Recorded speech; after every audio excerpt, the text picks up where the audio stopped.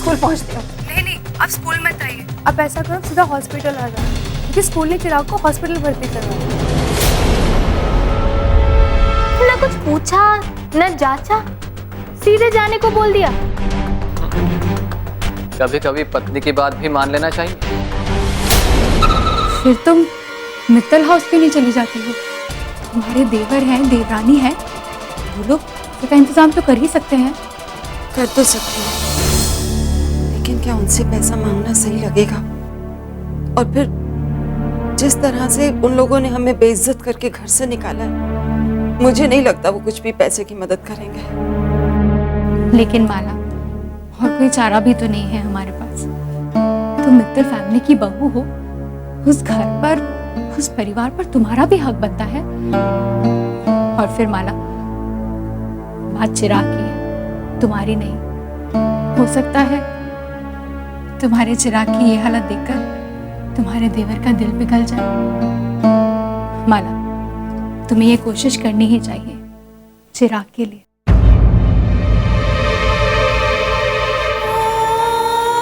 सोचो मत माला, सोचने का समय नहीं है हमारे पास। तुम जाओ, मैं हूं ना तब तक यहाँ पर, मैं सब संभाल लूंगी। तुम सही कह रही हो वसुधा, मुझे चिराग के लिए उन लोगों से पैसे मांगने ही पड़ेंगे। चाहे जो भी हो देखा जाएगा। तुम यहाँ पे रहना मेरी बेटी के साथ, मैं आती हूँ।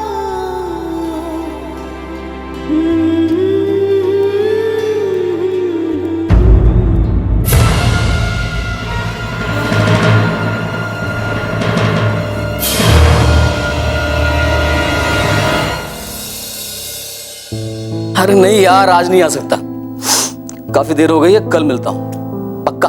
डन डन यार। राज, बहुत बड़ी मुसीबत आ गई। अभी कैसी मुसीबत? साफ साफ बताइए ना, क्या हुआ? चिराग के सर पे चोट लगी है, वो हॉस्पिटल में है। सिर फट गया है उसका, 6 टांके लगे हैं, बहुत खून बह गया है। राज, क्या कह रही हैं आप? कैसे हुआ ये सब? अरे इन्होंने केयर नहीं किया होगा। अब बैसाखी पर चलता है तो थोड़ी सी एक्स्ट्रा केयर करनी चाहिए। अब जब तक यहाँ पर था, मजाल है उसे सुई के बराबर भी चोट लगी। उसे चोट स्कूल में लगी है छाया, स्कूल में गिर गया था वो। छाया, बिना सोचे समझे कुछ भी मत बोला करो तुम।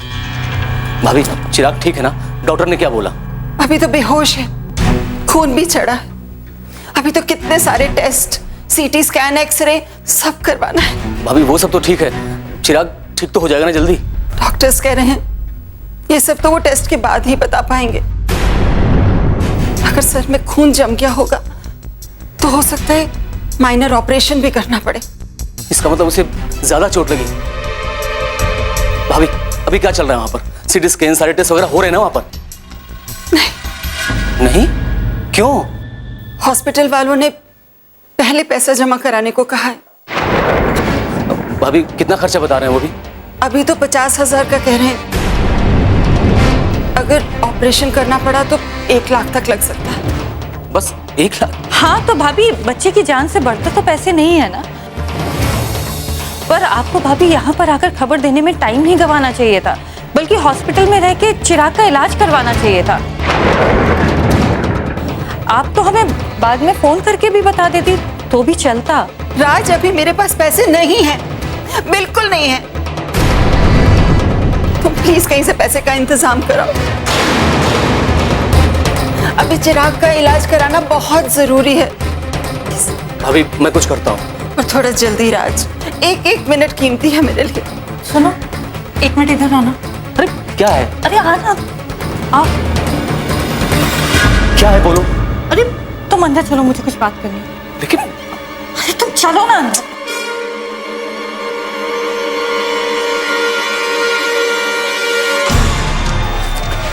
क्या छाया, इस तरह से अंदर बुलाने का क्या मतलब है? मतलब है, मैं अगर नहीं बुलाती तो तुम तो वहां मुंह फाड़ने वाले थे। एक बार हम अगर उन्हें हामी भर देते ना तो पैसे हमें ही देने पड़ते। हाँ तो क्यों ना दे पैसे? अरे वहाँ चिराग का इलाज रुका हुआ है और तुम कह रही हो कि पैसे ना दे? हाँ कह रही हूँ, क्योंकि अगर हमने एक बार पैसे दे दिए ना तो ये तुम्हारी भाभी डेली यही दरवाजे पर खड़ी नजर आएंगी। कभी बच्चों की फीस के नाम पर, कभी घर के खर्चे के नाम पर, कभी बच्चों की शॉपिंग और तो और बच्चों की सर्दी जुकाम के नाम पर। देखना, ये रोज यहाँ पर आके पैसे मांगा करेगी और तो और एक दिन ये इस घर में अपना हक भी मांग लेगी। ऐसी बात कर रही हो छाया? भाभी ऐसी नहीं है। अगर उनकी मजबूरी ना होती ना तो कभी हमारे पास पैसे मांगने नहीं आती।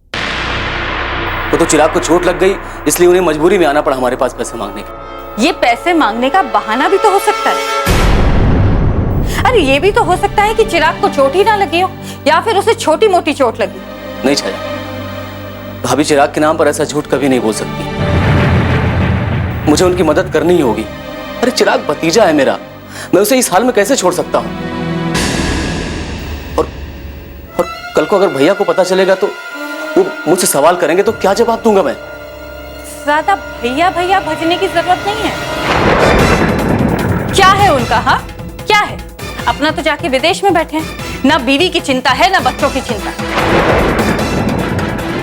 अरे जब तक मजबूरी थी मैंने संभाला बच्चों को, पर अब तो उनकी माँ वापस आ गई है ना, अब मैं बच्चों की देखभाल क्यों करूं? अरे क्यों खर्चा करूं मैं उन पर?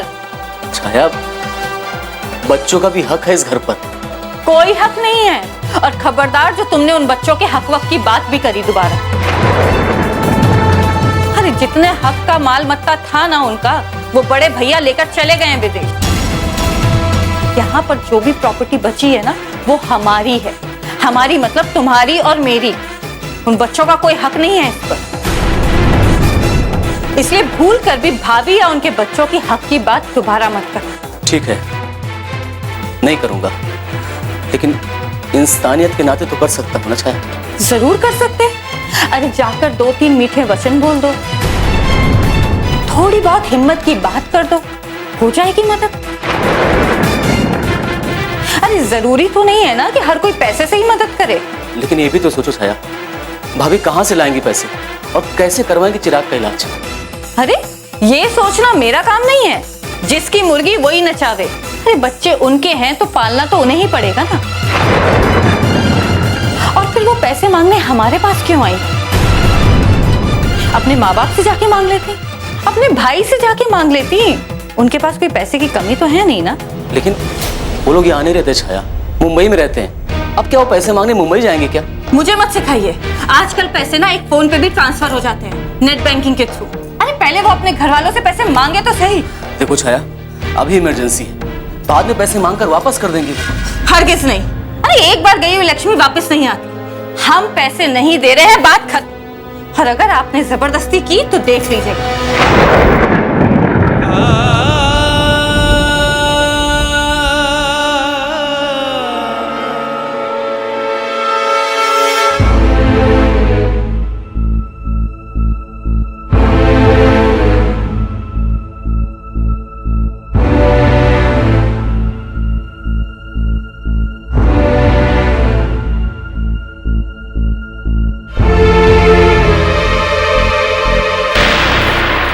राज, कितनी देर लगा दी तुमने? लो दो ना पैसे, वहां डॉक्टर्स मेरा इंतजार कर रहे होंगे। भाभी क्या है कि अभी पैसे नहीं है मेरे पास। तो क्या पैसे नहीं? ये क्या मजाक कर रहे हो तुम? मित्तल परिवार के बेटे के पास 1,50,000 रुपए नहीं है? क्यों? इसमें आश्चर्य की क्या बात? आप भी तो मित्तल परिवार की बहू हैं। पैसे तो आपके पास भी नहीं है, तभी तो आई हैं यहाँ पर हमसे पैसे मांगने। तुम लोग समझ क्यों नहीं रहे हो? मेरा बेटा क्रिटिकल पोजीशन में है, उसका इलाज होना जरूरी है। हाँ हाँ तो कराइए ना इलाज, हम कहाँ मना कर रहे हैं। हम भी यही चाहते हैं कि उसका इलाज हो जाए और वो जल्द से जल्द ठीक हो जाए। राज, तुम तो ऐसे नहीं थे। तुम्हारा भतीजा है वो। तुम इतने निर्मोही कैसे हो सकते हो? भगवान ना करे अगर चिराग को कुछ हो गया तो क्या जवाब दोगे अपने भैया को? क्या मुंह दिखाओगे उन्हें? ये तो आपको भी सोचना है, और आपको तो सबसे ज्यादा सोचना है, क्योंकि सवाल तो सबसे पहले आपसे पूछे जाएंगे। तुम दोनों ये ठीक नहीं कर रहे हो। वो तुम्हारा भतीजा है, इस घर का वारिस। मित्तल परिवार की हर प्रॉपर्टी पे उसका हक है, और उसके लिए चंद रुपए देने के लिए मुकर रहे हो। ये जानते हुए भी ये पैसा मैं अपने लिए थोड़ी ना मांग रही हूं। लो, आ गई ना असली बात जबान पे। आप यहाँ पैसे मांगने नहीं आई हैं, आप यहाँ पर हक जताने आई हैं। मित्तल परिवार की प्रॉपर्टी पर हक जमाने। पर मैं आपकी ये गलतफहमी भी दूर कर दी। आपके पति महोदय यानी कि बड़े भैया आपके और आपके बच्चों के हिस्से की सारी प्रॉपर्टी लेकर विदेश जा चुके। कुछ भी नहीं छोड़ा उन्होंने यहाँ आपके लिए।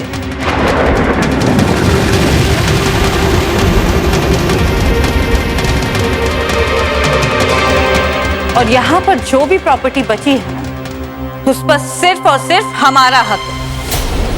और आपने ये जो कहा है ना कि चिराग मित्तल परिवार का वारिस है, तो ये बात मैं आपके दिमाग में बैठा दूं कि चिराग आपका वारिस हो सकता है, चिराग बड़े भैया का वारिस हो सकता है, पर चिराग मित्तल परिवार का वारिस हरगिज नहीं हो सकता। अब चुप भी रहो छाया, ये कोई समय है इस तरह की बात करने का?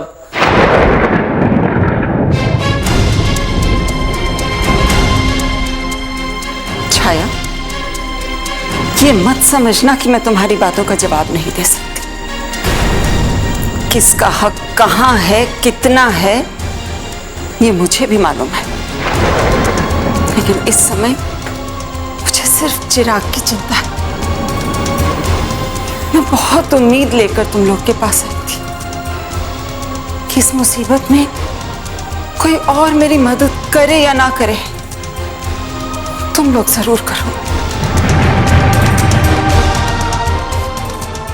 और आज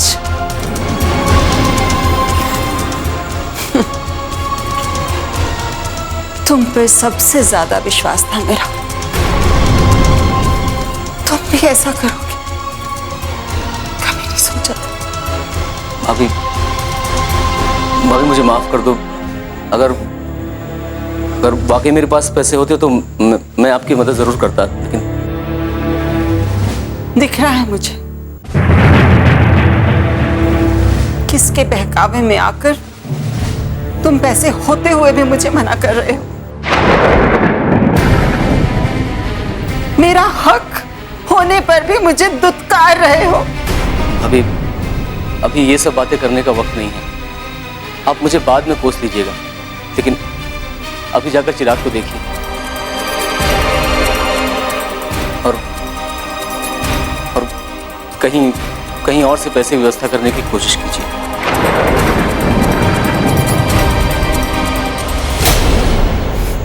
करूंगी, मैं जरूर करूंगी पैसे की व्यवस्था।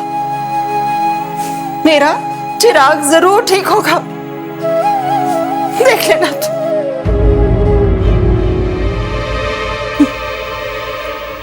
सोच रही थी कि हमें इमोशनल बेवकूफ बनाकर हमसे पैसे ऐंठ ली। अरे जैसे पैसे कोई पेड़ पर उगते हो। आई बड़ी अपना हक मांगने वाली। हाँ?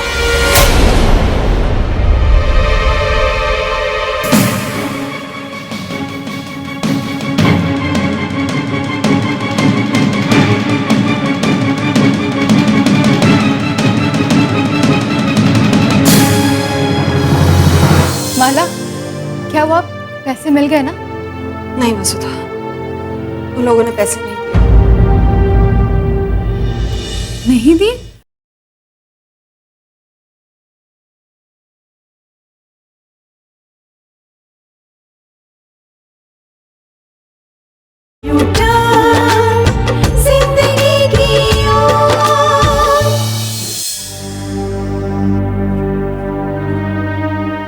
ये माला अभी तक क्यों नहीं आई?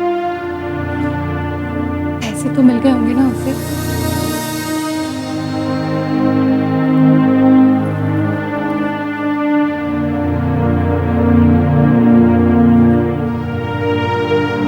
माला, क्या हुआ?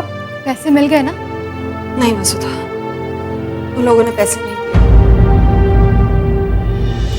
नहीं दिए? अपने सगे भतीजे के इलाज के लिए पैसे नहीं दिए? हाँ नहीं दिए, बल्कि मेरे साथ ऐसे पेश आए जैसे मैं भीख मांगने गई थी उनसे। अरे मेरे बच्चे की बात ना होती ना तो मैं कभी उनकी चौखट पे जाती तक ना। भाड़ में जाए उनकी प्रॉपर्टी, उनका पैसा, मुझे इसमें कोई मोह नहीं है।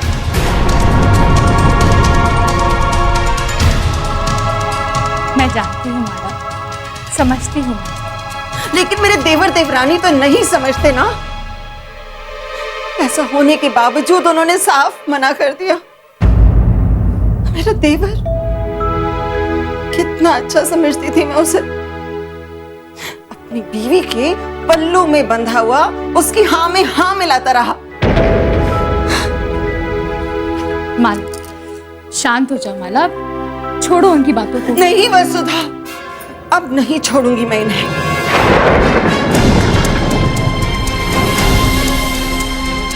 मैंने सोचा था कि किसी से कुछ नहीं मिला, खुद कमाकर अपने बच्चों को पाल पोस लूं, लेकिन मित्तल परिवार की कोई प्रॉपर्टी पर अपना हक नहीं जताऊंगी।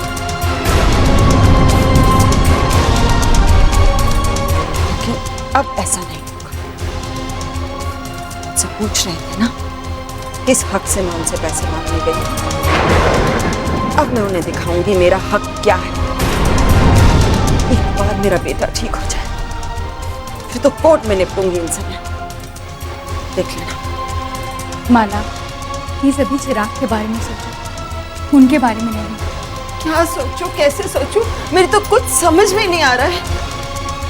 मैं अपनी सोने की चूड़ियां भी बेच चुकी, अब मेरे पास बचा ही क्या है? ये मंगलसूत्र और ये रिंग्स। ये मंगलसूत्र तो मेरी शादी की निशानी है। वसुधा,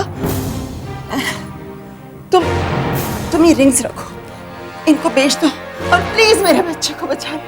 प्लीज वसुधा, मेरे बच्चे को बचा लो। माला, माला, माला ये रखो तुम और शांत हो जाओ। आओ मेरे साथ, बैठो। माला हिम्मत रखो, माला शांत हो जाओ। मैं कुछ करती हूँ ना, तुम पहले शांत हो जाओ।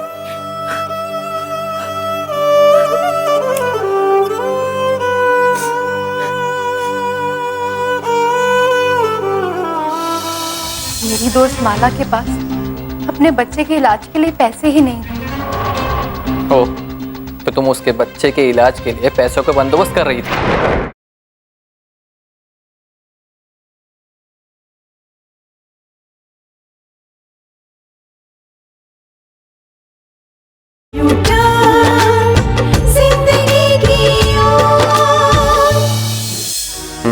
मैं डॉक्टर से एक बार बात करती हूँ, समझाती हूँ उन्हें। तुम आओ मेरे साथ।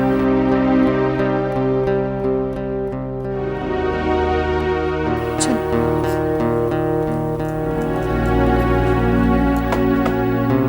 डॉक्टर साहब आइए।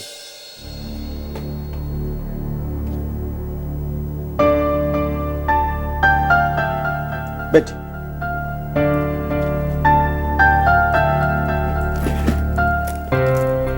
डॉक्टर साहब, मैं माला की दोस्त हूँ वसुधा। आप प्लीज चिराग का इलाज शुरू करवाइए। हम दोनों ही पैसे की व्यवस्था में लगे हैं। आप सारे टेस्ट करवाइए, सीटी स्कैन कराइए, तब तक पैसे का इंतजाम हो जाएगा। मैं श्योरिटी देती हूँ आपको। माला जी, समझाया नहीं आपने, मैं हेल्पलेस हूँ। मेरे हाथ में कुछ भी नहीं।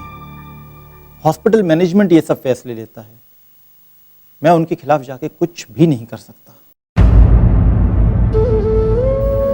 डॉक्टर साहब, आप हमारी तरफ से उन्हें समझा तो सकते हैं। हो सकता है वो आपकी बात मान ले। प्लीज डॉक्टर साहब। मैंने मैनेजमेंट से बात की थी, वो कहते हैं कि ऑलरेडी 22,000 का बिल बन चुका है जिसका पेमेंट अभी तक नहीं हुआ।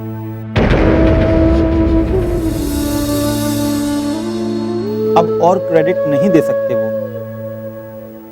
अब आप ही बताइए मैं क्या करूं?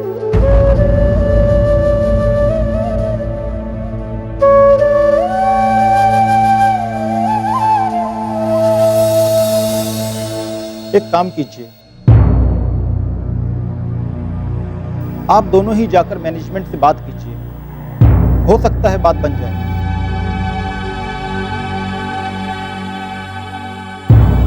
Thank you doctor. हम कोशिश करते हैं। आओ माला।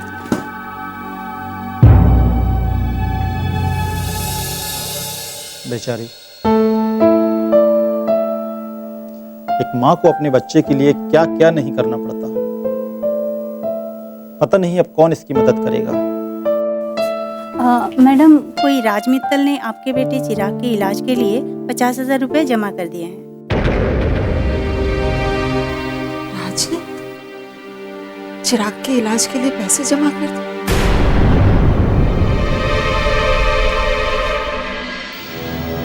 मैंने तो पहले ही कहा था इतनी रात में मत जाने दो उसे बाहर, लेकिन मेरी तो कोई सुनता ही नहीं है। अब देखो रात गहरी होती जा रही है और महारानी जी का कोई अता पता नहीं। भैया एक बार फोन लगा के तो देखिए, कहाँ रह गई भाभी? थोड़ी सी देर के लिए जा रही हूँ ऐसा कह के गई थी। देखिए कितनी रात हो गई है।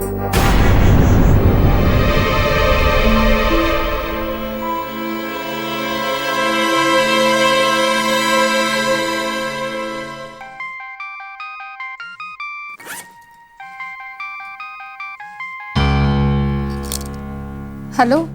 कहाँ हो? टाइम का कोई ख्याल है तुम्हें? मैं बस अभी निकल रही हूँ। जल्दी आओ। माला, अब मुझे घर के लिए निकलना होगा।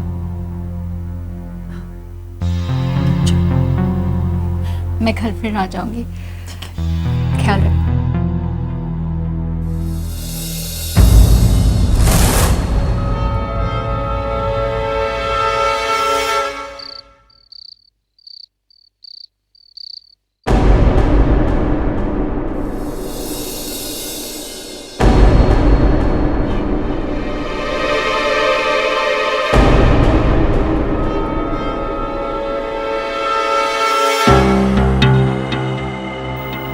क्या टाइम हो रहा है पता है? तुम तो थोड़ी देर का कहकर गई थी ना। मैं जल्दी आ जाती पर वहाँ एक बहुत बड़ी मुश्किल खड़ी हो गई। मेरी दोस्त माला के पास अपने बच्चे के इलाज के लिए पैसे ही नहीं थे। ओ, तो तुम उसके बच्चे के इलाज के लिए पैसों का बंदोबस्त कर रही थी? कहीं फिर से कोई तुमने अंगूठी अंगूठी तो नहीं बेच दी? मैं वहाँ 1 मिनट भी शांति से नहीं। तो हम यहाँ पर कौन से शांति से बैठे हुए थे? सबके चेहरे पर टेंशन थी कि तुम्हें आने में इतनी देरी क्यों। देखो वसुधा, इस बार तो मैंने तुम्हें अबर की वजह से जाने दिया, लेकिन अगली बार ऐसी गलती की ना तो तुम्हारा घर से बाहर निकलना मुश्किल हो जाएगा।